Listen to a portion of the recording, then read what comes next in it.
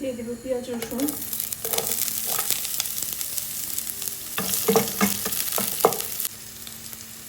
আমি সবসময় তেলের পরিমাণটা একটু কম করে দিই, স্বাস্থ্যসম্মত খাবার।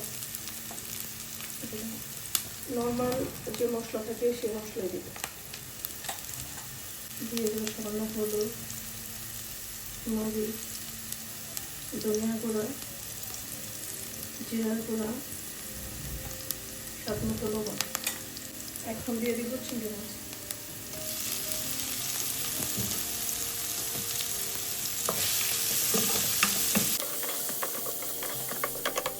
সামান্য পানি মশলাটি কষানোর জন্য, বেশি দিব না, কারণ গরম মশলার মধ্যে পানি হলে মানে স্টিকি স্টিকি হয়ে যেতে পারে। আমি ঢেঁড়সটাকে এভাবে কেটে নিচ্ছি। এখন দিয়ে দেবো ঢেঁড়স, দিয়ে দেবো কাঁচামরিচ, একটু নেড়ে চেড়ে ঢাকনা দিয়ে দেবো।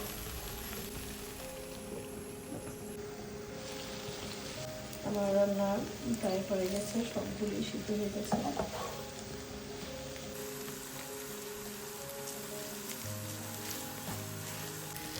আমি এই মশলা বেরেস্তা করলে আমি সবসময় একটু বেরেস্তা দিই,